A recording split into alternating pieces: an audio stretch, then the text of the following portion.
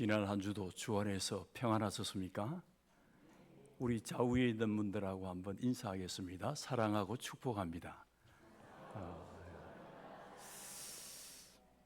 오늘은 교회 원력에 따르면 종려주일, 고난주일입니다. 예수님께서 우리 죄를 대속하시기 위해 십자가 고난을 감당하기 위해 예루살렘 성으로 입성하신 것을 기념하는 주일입니다.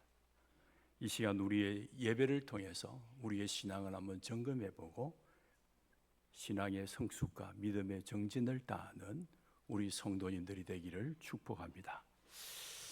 우리가 잘 알고 있는 대답이고 누구나 이런 질문을 받으면 교회 안에서 예라고 대답할 수 있는 질문을 제가 여러분에게 드리보고자 합니다. 사랑하는 성도 여러분, 예수 믿으면 구원받습니다. 믿습니까? 아주 답하기 쉽죠. 우리는 답하기 쉬운데 우리 밖에 있는 사람들에게 질문하면 답을 못해요. 우리는 신앙생활하면서 이 구원받았다는 말을 아주 흔하게 이용합니다. 왜냐하면 예수 믿으면 구원받는다는 이 논리는 가장 원론적인 하나님의 약속이기 때문에 그렇습니다. 로마서 10장 13절 말씀에 보면 누구든지 주의 이름을 부르는 자는 구원을 얻으리라고 말합니다. 예수님의 이름을 부르는 자, 예수님의 이름을 믿는 자는 너나 할 것 없이 누구든지 예외 없이 다 구원의 대상이라는 것입니다.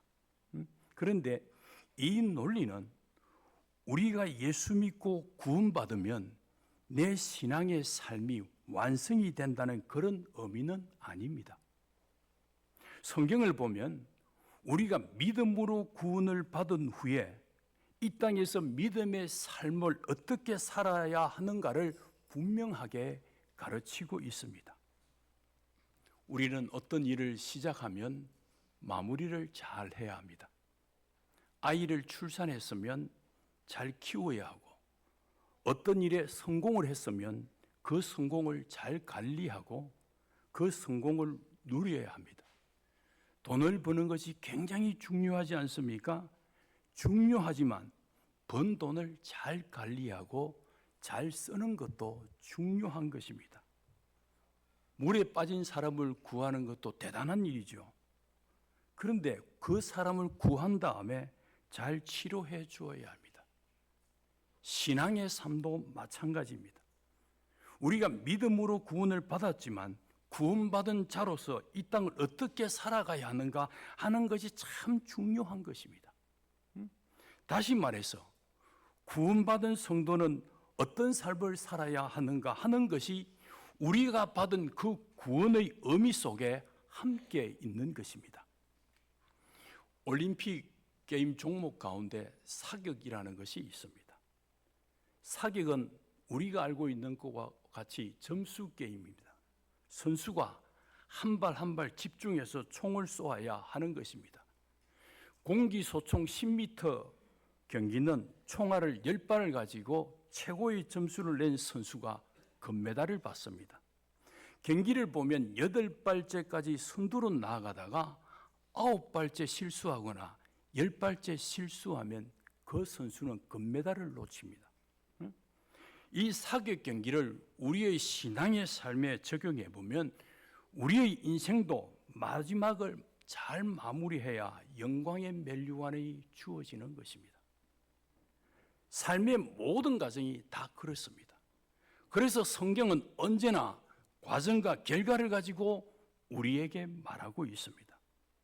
사랑하는 성도 여러분, 구원에 관한 이와 같은 관점을 염두에 두고 구원받은 후 우리를 향해 오늘 성경이 무엇을 가르치는가 그것을 깨달아 알고 구원받은 이후에 신앙생활에 큰 은혜와 믿음의 성숙이 있기를 간절히 바랍니다. 만약 우리가 이 땅에서 예수 믿고 구원받은 즉시 천국에 간다면 우리의 구원은 신앙의 완성이라고 할 수가 있습니다. 그러나 우리는 구원받은 후 바로 이 땅을 떠나는 것이 아닙니다. 이 땅에서 구원받은 성도로서의 사명을 잘 감당하며 살아야 하는 것입니다. 그런 차원에서 보면 우리가 받은 구원은 신앙의 완성이 아니라 신앙의 출발점이라고 할 수가 있습니다. 그래서 바울은 구원받은 자는 이렇게 살아야 한다는 대주제를 가지고 많은 편지를 썼습니다. 구원받은 사람은 어떻게 살아야 하는가, 이렇게 살아야 한다고 많은 글을 썼는데 그것이 바울 서신입니다. 특히 로마서라는 그 성경에 보면 아주 구체적으로 구원받기 전에 우리 인간의 모습과 구원받은 후에 우리 인간의 모습을 아주 적나라하게 표현을 잘하면서 당신이 예수를 믿는다면 이렇게 살아야 한다라고 강력하게 말하고 있습니다. 그와 같은 맥락에서 오늘 우리가 읽은 에베소서도 마찬가지입니다. 바울은 우리에게 말합니다. 예수를 믿는 너희가 어떻게 살아야 하는가? 그것을 우리에게 가르치고 있는 것입니다. 그렇다면 바울이 말하는 구원받은 성도의 삶은 어떤 삶인가? 오늘 본문을 통해서 세 가지 방편을 여러분들에게 소개하고자 합니다. 그 첫 번째로 구원받은 성도는 옛 사람을 벗어버려야 하는 것입니다. 우리가 읽은 하나님의 말씀 22절에 보면 너희는 유혹을 따라 썩어져가는 옛 사람을 벗어버리라 그렇게 기록하고 있습니다. 여기서 옛 사람을 벗어버리라는 이 말은 우리가 예수를 좀 믿었다면 기가 따갑도록 들은 말씀 중에 하나입니다. 그런데 이 옛 사람을 벗어버리라는 이 말씀을 가지고 우리가 받은 구원의 타이밍을 딱 생각해 보면 우리가 예수 믿고 구원받은 시차는 하나님이 우리에게 구원을 허락하실 때 우리 안에 옛 사람의 요소가 있음에도 불구하고 구원을 주신다는 말입니다. 돌이켜 말하면 내가 예수 믿기 전에 도덕적으로나 윤리적으로나 흠이 없이 아주 깨끗하고 특별한 사람이 되어서 하나님이 나에게 구원을 주셨다라는 것이 아니에요. 내가 흠이 있음에도 불구하고 또 내가 죄가 있음에도 불구하고 하나님이 우리에게 무조건적인 구원을 십자가의 사랑으로 베풀어 주셨다라는 것입니다. 믿습니까? 오늘 고난주일이지 않습니까? 이 고난주일에 우리가 기억해야 할 것이 바로 이것입니다. 구원받을 수 없는 나를 주의 십자가의 사랑으로 구원해 주셨다는 것입니다. 이것을 가슴에 새기게 하는 날이 바로 고난주일이라는 것입니다. 다시 말해서 우리 인간은 자신의 힘으로 구원받을 만한 조건이 아무것도 없습니다. 선한 것이 하나도 없다라는 말입니다. 우리 인간의 심경에는 온갖 불의와 제약의 요소들로 가득 차 있습니다. 그렇지 않습니까? 우리 자신을 한번 돌아보세요. 우리에게는 음란과 호색과 쟁투와 시기와 미움과 살인과 분쟁 같은 제약의 요소들이 가득 차 있습니다. 우리가 여기에 주의 절에 와서 함께 예배하기 때문에 우리의 내면은 모르지 않습니까? 우리의 내면 속에는 이런 제약들이 많이 있습니다. 바울은 그런 자신을 어떻게 표현하냐면 나는 죄인 중에 괴수다 그렇게 표현해요. 무슨 말이냐? 나는 죄인 중에 괴수기 때문에 구원받을 조건이 하나도 없는 사람이었다. 그런데 하나님께서 나를 구원해 주셨다라는 것입니다. 놀라운 구원의 은총을 받았다라고 고백하고 있는 것입니다. 여러분, 우리가 참된 믿음의 사람일지라도 하나님이 우리 안에 있는 옛 사람의 성품을 다 정리한 다음에 우리에게 구원을 주신다면 우리 가운데 구원을 받을 만한 자격을 갖춘 성도는 한 사람도 없을 것입니다. 그런데 하나님은 이 구원의 은혜를 어떤 율법적인 자격에 결부시키지를 않았다라는 것입니다. 다시 말하면 예수를 믿은 후에도 우리에게는 성도답지 못한 모습들이 많이 있습니다. 그렇지 않습니까? 성도답지 못하게 행동하는 것들이 많습니다. 이 시간 우리 자신들을 한번 생각해 보십시다. 여러분, 지난 한 주간 어떻게 살아오셨습니까? 지금 여러분의 심경에 온갖 더럽고 냄새나는 것들로 가득 차 있지는 않습니까? 들어는 우리가 믿는다고 하면서도 사탄의 유혹을 따라 썩어져가는 것들을 붙들고 살아가는 이들도 우리 가운데는 있을 것입니다. 그럼에도 불구하고 하나님이 우리에게 구원의 선물로 주셨다라는 것입니다. 이것이 은혜가 아니고 무엇이겠습니까?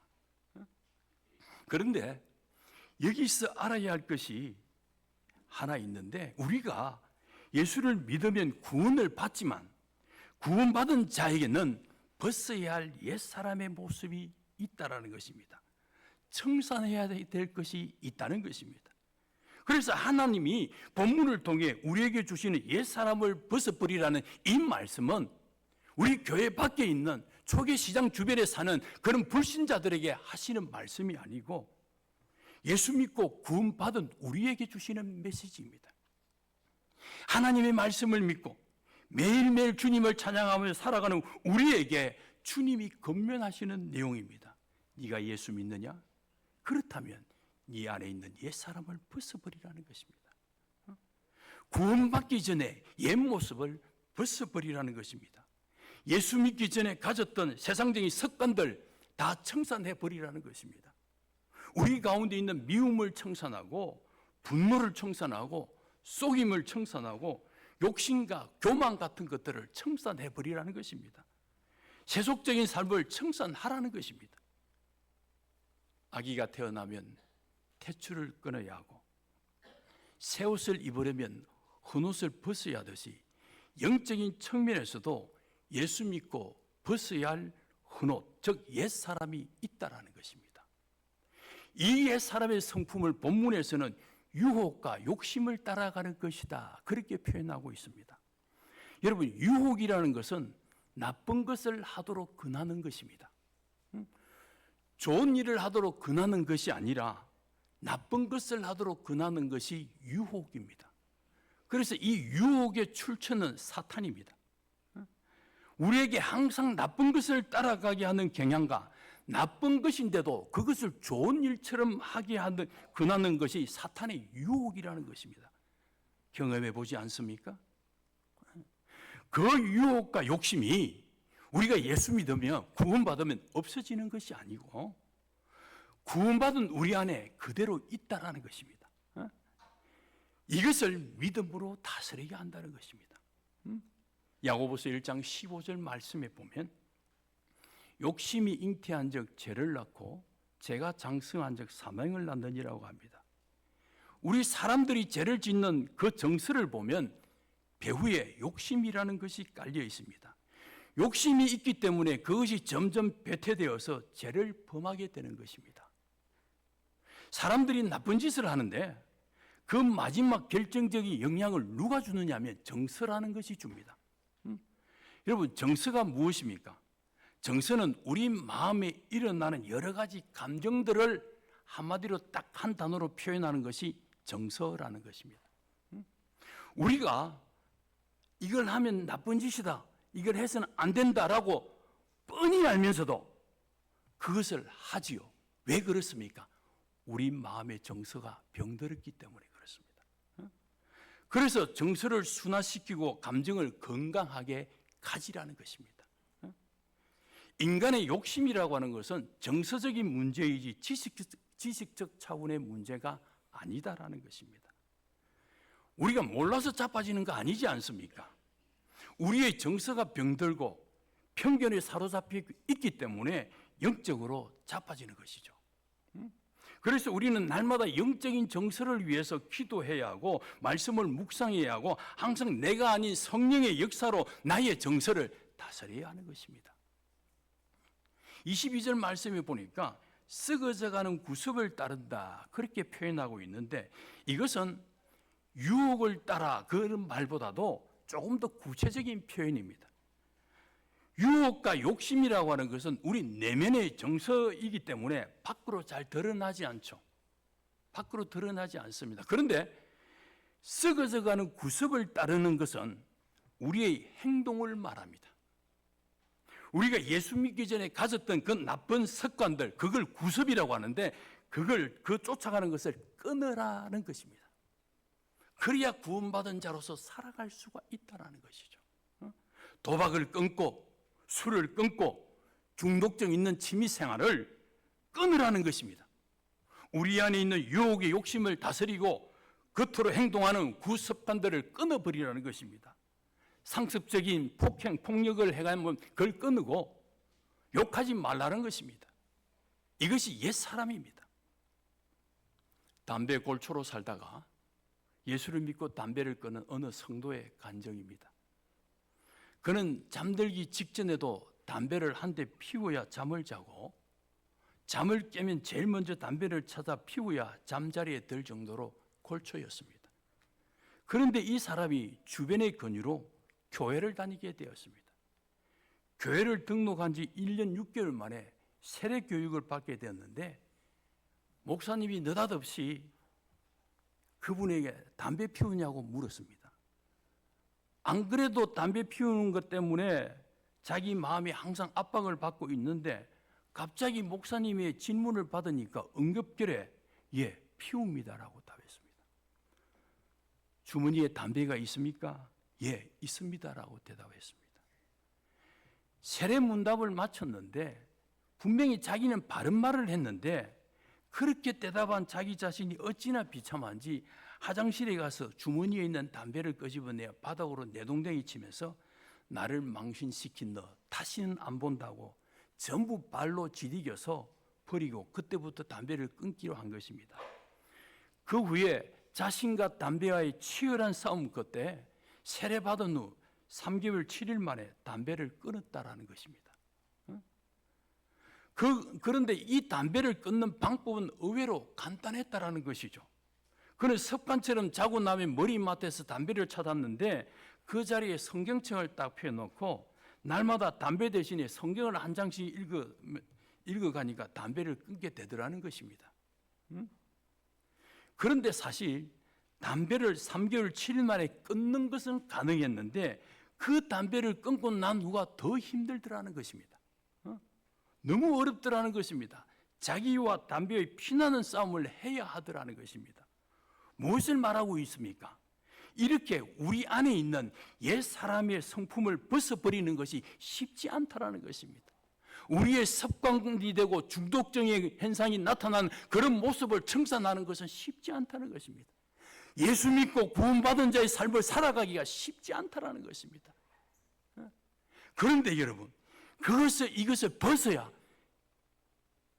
이 땅에서 구원받은 성도로서 승리하는 삶을 살아갈 수가 있습니다. 왜 자빠집니까? 왜 시험 듭니까? 옛 사람의 성품을 벗지 못해서 그렇다는 것입니다. 두 번째로 구원받은 자는 어떻게 살아야 하는가? 새 사람을 입어야 합니다. 구원받은 후에 우리가 어떻게 신앙생활해야 참된 그리스도인이 되는 것입니까? 새 사람을 입어야 한다는 것입니다. 23절, 24절 말씀 한번 보시겠습니까? 같이 한번 읽어보시겠습니다. 같이 읽습니다. 시작. 오직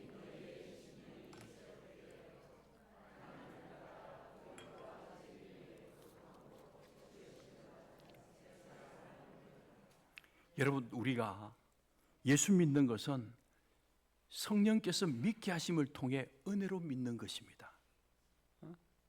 그로 인해 내가 불의하고 인간답지 못하고 도덕적으로 흠이 있어도 예수 그리스도의 피로 제 사함을 받은 것입니다. 믿습니까?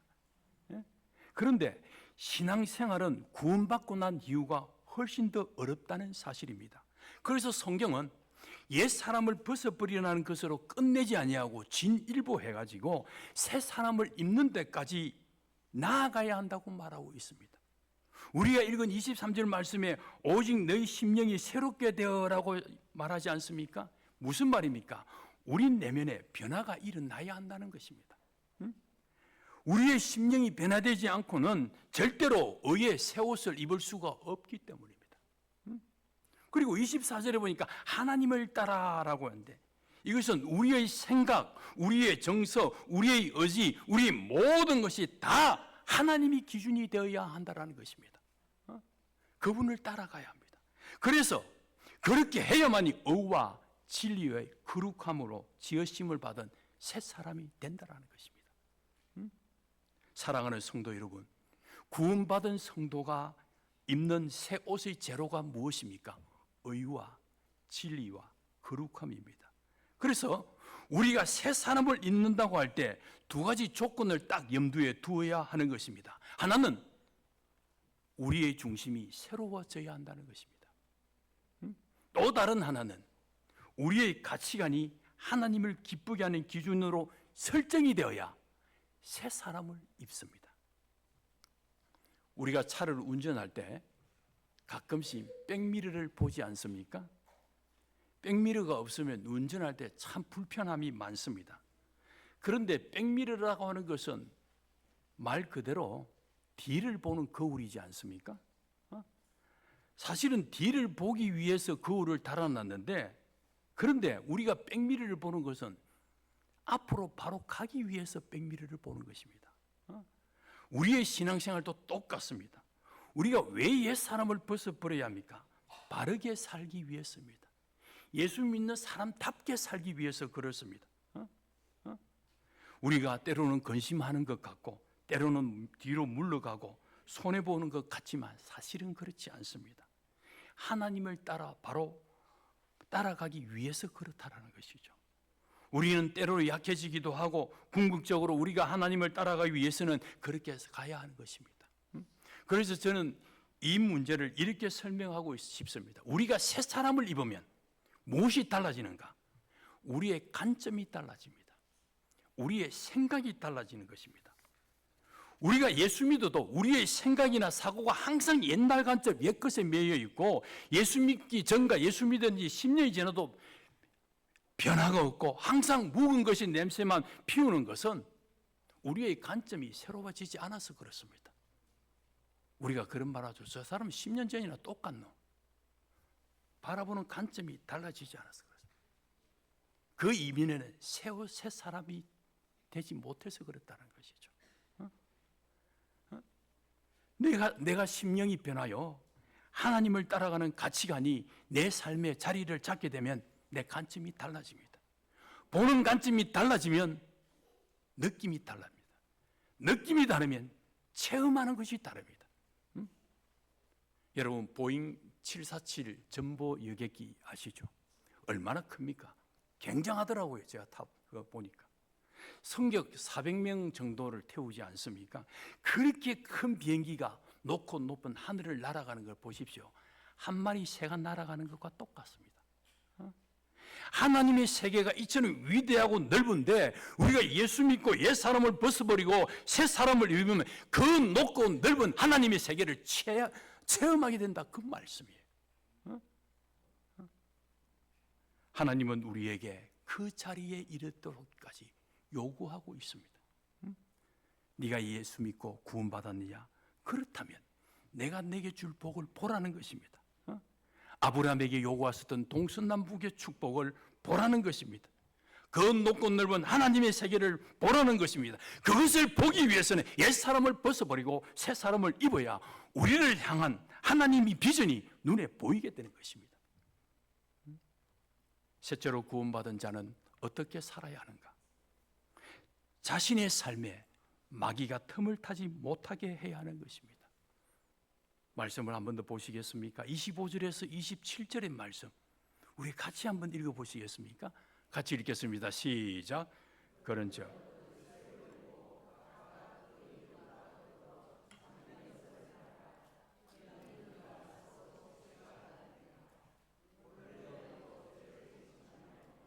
해가 지도록 분을 품지 말고 마귀에게 틈을 주지 말라. 사랑하는 성도 여러분, 우리가 예수 믿고 마귀에게 틈을 주지 않기를 바랍니다. 우리가 아무리 은혜를 많이 받는다 하더라도 마귀가 틈타도록 틈을 주면 그 은혜를 다 잃습니다. 운전 습관 가운데 앞차를 바짝 따라 붙는 습관을 가진 분들이 있어요. 한국도로공사에서 교통사고의 유행을 조사했는데 과속, 졸음, 미숙운전, 정비불량 등 많은 사고의 요소들이 있는데 그 중에 하나가 뭐냐면 끼어들기라는 것이 있습니다. 차를 앞차에 바짝 붙여서 따라가는 이유가 뭐죠? 중간에 다른 차가 끼어들면 기분이 나쁘니까 끼어들지 못하도록 하기 위해서 바짝 붙여갑니다. 그러다 보니까 끼어들기 사고가 발생하는 것입니다. 그런데 영적 세계에서도 마귀는 끼어들기 명수입니다. 부부 사이에, 친구 사이에, 교인들 사이에 끼어들어서 서로 분노케 하고 싸우게 하며 갈라놓습니다. 우리가 신앙생활을 교회 안에서 바로 하고 가정에서 바로 해도 사회생활에서 정신을 차리지 못하면 마귀가 틈을 타고 들어오기 마련입니다. 우리가 모든 방면에 항상 경계해야 할 것은 마귀가 틈을 타지 못하게 하는 것입니다. 마귀가 틈을 타는 요인이 두 가지가 있는데 그 중 하나는 우리의 언어입니다. 말입니다. 우리는 말조심해야 돼요. 특히 거짓말하지 말아야 합니다. 거짓말은 마귀가 틈을 타고 들어오는 통로인 것입니다. 그래서 사도 바울은 마귀에게 틈을 두지 않으려면 어떻게 되느냐, 25절 말씀에 보니까 참된 것을 말하라고 합니다. 진실을 말하라고 합니다. 그러면 마귀가 틈을 타지 않는다라는 것입니다. 두 번째로 마귀가 틈을 타는 요인이 뭐냐? 우리의 행동입니다. 행동을 조심하라는 것입니다. 우리는 말이나 행동을 하다가 이것이 너무 지나치다 싶을 때는 말을 멈추고 행동을 자제해야 합니다. 그러면 마귀가 틈을 타지 않습니다. 그런데 그것을 너무 계속할 때 마귀에게 틈을 주는 요인이 되는 것입니다. 그래서 분을 품어도 어떻게 말하죠? 해가 지도록 분을 품지 말라는 것입니다. 오래 갖고 있지 말라는 것입니다. 청산하라는 것입니다. 왜? 오래 가지고 있으면 그 사이에 마귀가 틈을 탄다는 것입니다. 해가 지기까지 분노를 가슴에 품고 그것을 해결하지 못하면 그 분노로 인하여 마귀가 틈을 타게 되어 있는 것입니다. 사랑하는 성도 여러분, 예수 믿고 구원받은 이후 우리의 신앙생활은 관리가 대단히 중요한 것입니다. 옛 사람을 벗고 새 사람을 입으시기를 바랍니다. 그리고 마귀에게 틈을 주지 않기를 바랍니다. 이제부터라도 우리의 인격 속에서 옛 것을 벗어버리고 묵은 것을 걸러내고 새로운 가치관을 입음으로 마귀의 유혹의 대상이 아니라 구원받은 주님의 자녀답게 마귀를 이기고 승리하는 우리 성도님들이 되시기를 주님의 이름으로 축복합니다.